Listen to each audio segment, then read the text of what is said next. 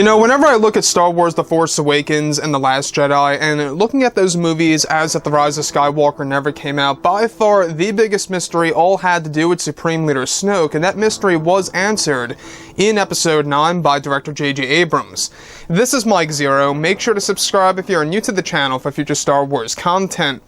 Now, one thing about Episode 9 is that we do know that this movie is full of revelations from start to finish. We have Rey being the granddaughter of Palpatine, everything related to both Lando and Luke trying to find Archie's ship. It's a very interesting story, you know, all the little side stories that never really got, heavily explored in this film. But the one thing that really stood out to me the most were, of course, the Snoke clones that we do in fact see in this movie in the very beginning on the world of Exegol. Now, in case you guys are unfamiliar with the world of Exegol, this is a place over in the unknown regions. It's where Palpatine resides, as well as the Sith Eternal. That is, of course, the worshippers of Palpatine and worshippers of the Sith legacy.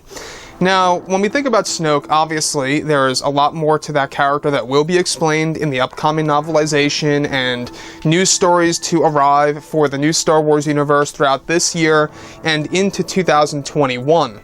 And on top of all this, I think a lot of fans have been wanting more, information about Snoke, and we do know that this movie went through a lot of scenes that were deleted, one of which had all to do with Palpatine, Snoke, and Kylo Ren. Now, what's rather intriguing about all of this is that now that both Disney and Lucasfilm are currently finished with the sequel trilogy and are moving on to their new Star Wars trilogy as well as their new Star Wars universe, many fans have been wondering about what could have been before the rewrites and the reshoots by Lucasfilm and Disney. Now, it's noted that it was Kathleen Kennedy who initiated the reshoots to take place for the film and that the changes were made in order to provide a different tone to the story for the fans. One of the scenes that were deleted in the process involved the segment between both Palpatine and Kylo Ren, where Palpatine would reveal to Kylo exactly how he created Snoke.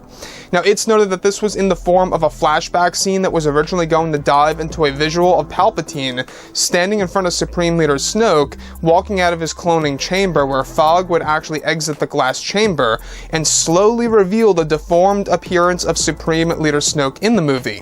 Palpatine was going to talk over the shot, telling Ren that Snoke was his actual way of training Ren from afar, and that the scene even involved Palpatine walking closer to Snoke during the shot where Sidious would ignite a red lightsaber while examining the Snoke figure and handing Snoke a Sith saber hilt before it would cut to black. Now, the sequence, however, was completely cut as editor Mary Ann Brandon wanted to keep the Snoke reveal very simple and direct, to the point in general for the fans to get what happened in only a matter of 5 seconds, instead of the flashback scene itself. The scene was never 100% complete and was cancelled during the reshoots. Now, the thing about this that's very impressive is that this would have not only involved showing us, the fans, exactly how Snoke was created to the T, exactly how Palpatine was able to make this literally happen, but it would have also given us Palpatine and Snoke in the same exact scene, in the same exact environment next to each other. And that, to me, I think would have been quite surreal to see. I think it would have been dreamlike, because who would have ever expected to see something like that in an actual Star Wars movie? Now, when you think about what J.J. Abrams tried to do with Episode 9, he tried to do a lot of different concepts that never made it to the actual movie, including the Darth Vader castle on Mustafar. I don't know if you guys knew this, but the very beginning, the first frames of the movie actually take place on the world of Mustafar. That place with the burning trees, that is indeed Mustafar.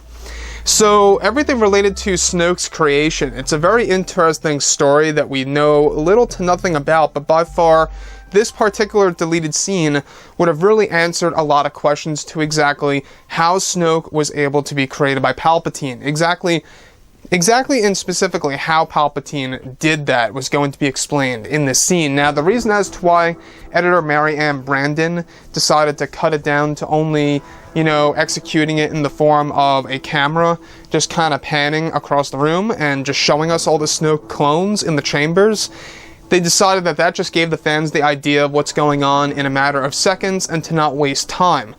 To me, Star Wars, especially a sequel trilogy movie in the Skywalker saga, should have been more force heavy and should have been more in tune with the dark side, and this to me would have been a great example of that.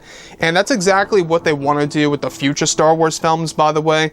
They want to make them more force heavy like this, of what could have been. They want to make them more connected to the Jedi, the Sith, new dark side users, and less rebellion, resistance-esque type of stuff. And I think that's something that a lot of fans out there, including myself, really want to see on the big screen more so. So, like I say, guys, Snoke as a character grew on me, so did Palpatine, and though I did like the Palpatine scenes in this movie, aside from him getting killed by Rey so easily, I feel that we deserve to see more Palpatine scenes, especially this particular Snoke segment. So, with that being said, guys, like I say, I would really like to hear what each and every one of you have to say about this below in the comments. And if you guys did enjoy the content for today, do make sure to drop a thumbs up on this video to support the channel. I thank you all so very much for the kind support, and I'll catch you guys next time.